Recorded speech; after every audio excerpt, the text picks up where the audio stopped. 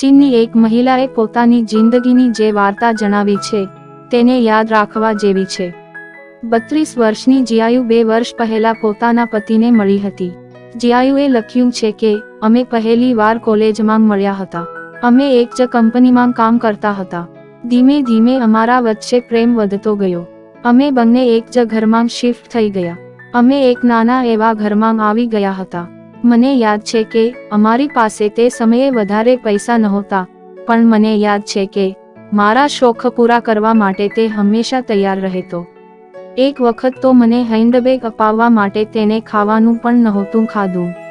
જીયાયુ એક નખરાળી મહારાણી જેવા શોખ અને અભરખા ધરાવતી હતી, તેમ છતાં પણ તેનો બોયફ્રેન્ડ તેના તમામ નખરા ઉઠાવતો હતો। જીયાયુ આખી જિંદગી આમ જ વિતાવવા માંગતી હતી। તેણે તેની સાથે લગ્ન પણ કરી લીધા, પણ જીયાયુ થોડા સમય માટે હમણાં બાળક ઈચ્છતી નહોતી। પરિવારનો એકનો એક દીકરો હોવા છતાં પણ તેનો પતિ તેની વાત માનવા તૈયાર થઈ ગયો। જેમ જેમ તેની જરૂરિયાતો પૂરી થતી ગઈ તેમ તેમ તે વધુ સ્વાર્થી થતી ગઈ।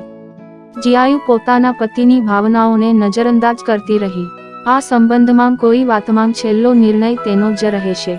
છેલ્લે તેના પતિની ધીરજ ખૂટી અને બંનેએ છૂટાછેડા લીધા। તેણે પોતાની પત્ની પાસે માફી માંગી અને કહ્યું કે મને માફ કરી દે, હું એક સારો પતિ ન બની શક્યો, તેના માટે હું દિલગીર છું।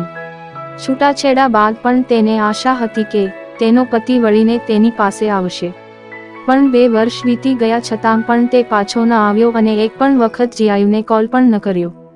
છેલ્લે પણ જીયાયુને પોતાના પતિનું મહત્વ સમજાયું, પણ હવે તેના હાથમાં કશું નહોતું।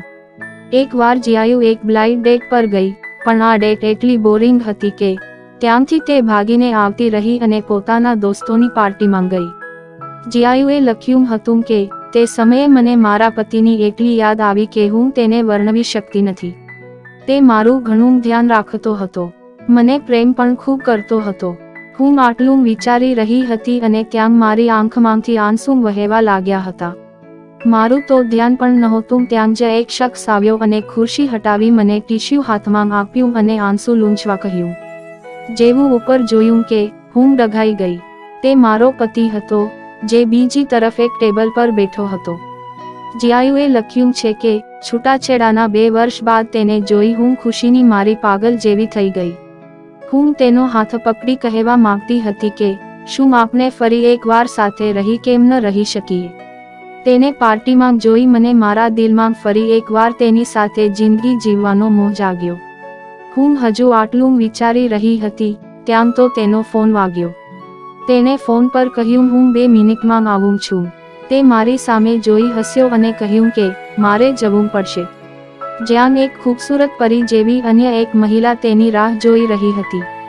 બંને મળ્યા અને એકબીજાને કિસ કરી। જ્યારે બીજી મહિલા સાથે પોતાના પતિને જોયો ત્યારે જીયાયુ કાળા પાણીએ રડવા લાગી। તેને અહેસાસ થયો કે આખરે તેણે જિંદગીમાં કેટલી મોટી નુકસાની વહોરી લીધી છે।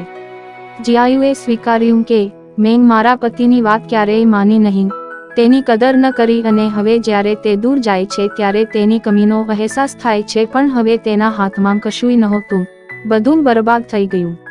અંતમાં જીયાયુએ લખ્યું છે કે હું છૂટાછેડા બાદ કેટલાય પુરુષો સાથે ડેટ પર ગઈ, પણ તેમાંથી એક પણ મારા પૂર્વ પતિ જેવો ન મળ્યો કે જે મારી દરેક ઈચ્છાઓનું ધ્યાન રાખતો હોય।